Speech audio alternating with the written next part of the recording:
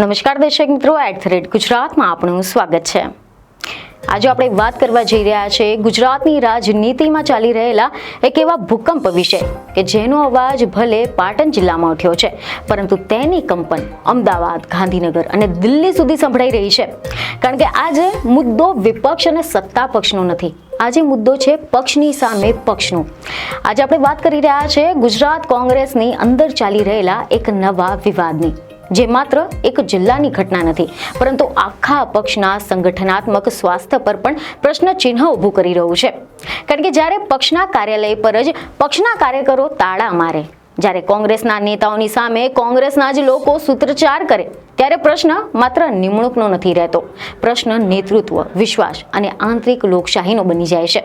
તો હવે પ્રશ્ન ઉઠે છે કે એવું તો શું થયું કોંગ્રેસમાં કે પાર્ટીમાં જ અંદરો અંદર આવા ડખા શરૂ થઈ ગયા? શું ગુજરાત કોંગ્રેસની અંદર ફરી એકવાર તૂટી રહી છે? તો સૌપ્રથમ તો તમને જણાવી દઈએ કે આ ઘટના બની છે ઉત્તર ગુજરાતના પાટણ જિલ્લામાં। ગત સોમવારની બપોરે પાટણ જિલ્લા કોંગ્રેસ કાર્યાલય ખાતે અચાનક સ્થિતિ ગરમાઈ ગઈ હતી। કાર્યાલયની બહાર કોંગ્રેસી કાર્યકરો ભેગા થાય છે અને સૂત્રોચ્ચાર કરે છે। જો કે આ કોઈ ભાજપના નેતાની સામે નહીં, કોઈ સરકારની સામે નહીં, પરંતુ વડગામના ધારાસભ્ય અને કોંગ્રેસના કાર્યકારી પ્રમુખ જિગ્નેશ મેવાણીની વિરુદ્ધ થાય છે।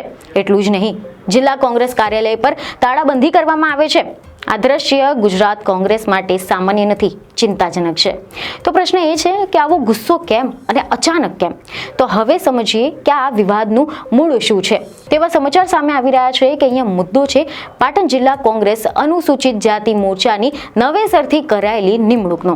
કારણ કે આ નિમણૂકમાં જયાબેન શાહને જિલ્લા પ્રમુખ બનાવવામાં આવ્યા, પરંતુ આ નિર્ણયથી પક્ષના જ સ્થાનિક નેતાઓ અને કાર્યકરો નારાજ થઈ ગયા, અને આ નારાજગી એટલી બધી વધી ગઈ કે ખુલ્લેઆમ જિગ્નેશ મેવાણી પર આરોપ મૂકવામાં આવ્યા કે આ નિમણૂક તેમના ઇશારે થઈ છે। એટલું જ નહીં, સમાચાર એવા સામે આવ્યા છે કે હસમુખભાઈ સક્સેના, કે જેઓ પાટણ જિલ્લાના કોંગ્રેસ અનુસૂચિત જાતિના મોરચાના પૂર્વ પ્રમુખ છે, તેમણે તો પોતાના સમર્થકોની સાથે જિલ્લા કાર્યાલય ખાતે કાર્યક્રમ કર્યો અને સીધો જ આરોપ લગાવ્યો હતો કે અમારી અવગણના કરવામાં આવી છે। પક્ષમાં વર્ષોથી કામ કરનારા કાર્યકરોને બાજુમાં રાખીને મનસ્વી રીતે નિમણૂકો કરવામાં આવી છે। જોકે હસમુખ સક્સેના એ કોઈ નવા કાર્યકર નથી, પક્ષમાં વર્ષોથી સક્રિય છે અને સ્થાનિક સ્તરે મજબૂત પકડ ધરાવતા નેતા છે। તેમણે પોતાના સમર્થકોની સાથે જિલ્લા કાર્યાલય ખાતે ખુલ્લેઆમ કાર્યક્રમ યોજ્યો હતો અને સીધા શબ્દોમાં આરોપ મૂક્યો કે પક્ષમાં સનિષ્ઠ કાર્યકરોની ઉપેક્ષા થઈ રહી છે, નિમણૂકો મનસ્વી રીતે કરવામાં આવી રહ્યા છે। આની સાથે જ હસમુખ સક્સેનાએ મીડિયા સમક્ષ વાતચીતમાં જણાવ્યું કે તેમને પાટણ જિલ્લાના અનુસૂચિત જાતિના 50 સભ્યોની એક પેનલ રજૂ કરી હતી અને આ પેનલને રિપીટ કરવાની માંગણી સાથે તેઓ પ્રદેશ કોંગ્રેસના નેતાઓને મળવા ગયા હતા, પરંતુ તેમની વાત સાંભળવામાં ન આવી। હસમુખ સક્સેનાનો સૌથી ગંભીર આરોપ હતો કે અમને કહેવામાં આવ્યું કે જિગ્નેશ મેવાણીએ જેના પર હાથ મૂક્યો એ જ નામ ચાલશે, પાટણમાં પણ અને આખા ગુજરાતમાં પણ। એટલું જ નહીં, તેમને તો એવો પણ આરોપ મૂક્યો છે કે જિગ્નેશ મેવાણીએ તેમને મળવાનો સમય આપવાનો ઇનકાર કરી દીધો અને કહ્યું કે હું પાટણ જિલ્લાના દલિત મોરચાના કોઈને મળવાનો નથી। જો કે આ નિવેદન બાદ કાર્યકરોનો ગુસ્સો સપાટી પર આવી ગયો। એવા સમાચાર છે કે હસમુખભાઈએ તો એવો પણ આરોપ મૂક્યો છે કે જેઓએ મારા સમર્થનમાં પત્ર લખ્યા એ ધારાસભ્યને પણ આગામી વિધાનસભાની ચૂંટણીમાં હાર બતાવી દેવાની ધમકી અપાઈ છે। આરોપો બાદ જિલ્લા કાર્યાલય પર મેવાણી અને ગુજરાત કોંગ્રેસ અનુસૂચિત જાતિ મોરચાના પ્રદેશ ચેરમેન હિતેન્દ્ર પીઠડિયાના નામે સૂત્રોચ્ચાર કરવામાં આવ્યા હતા।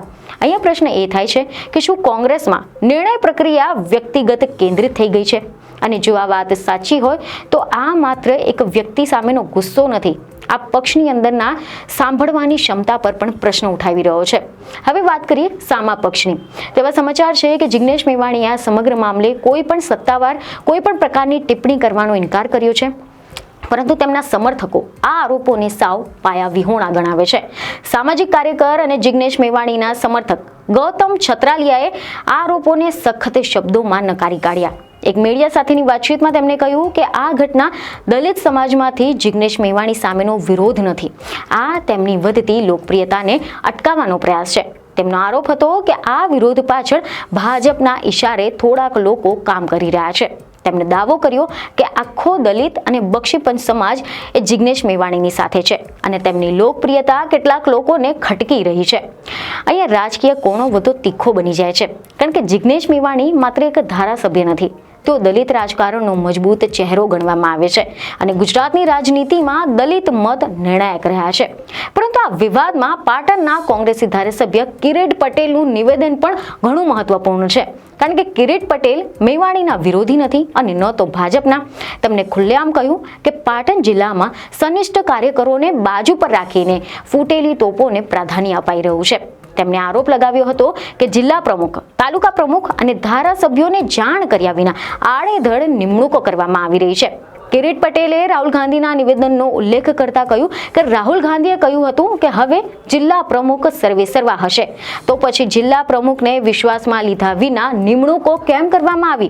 તેમણે ચેતવણી આપી કે જો કાર્યકરોની વાતને સાંભળવામાં નહીં આવે તો ઉગ્ર વિરોધ થશે, તો હું પોતે પણ પદેથી રાજીનામું આપી દઈશ.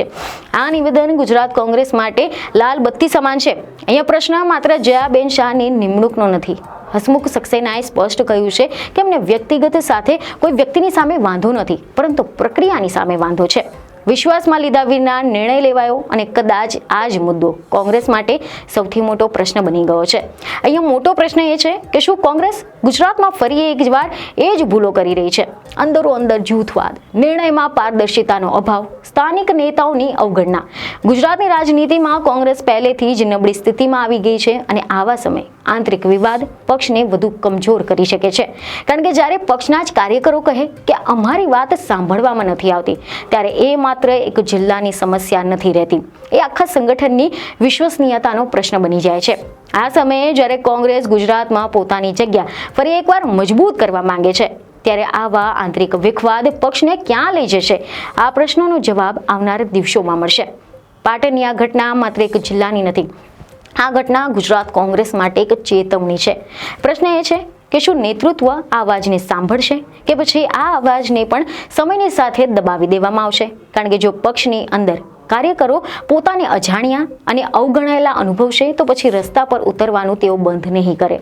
હાલ માટે પાટણની તાળાબંધી એ ગુજરાત કોંગ્રેસની અંદરની હકીકત બતાવે છે, પરંતુ હવે આગામી દિવસોમાં કોંગ્રેસ હાઈકમાન્ડ આ અંગે શું નિર્ણય લેશે તે જોવાનું મહત્વનું રહેશે. પરંતુ ત્યાં સુધી અમારા વિડીયોને લાઈક અને શેર જરૂરથી કરજો.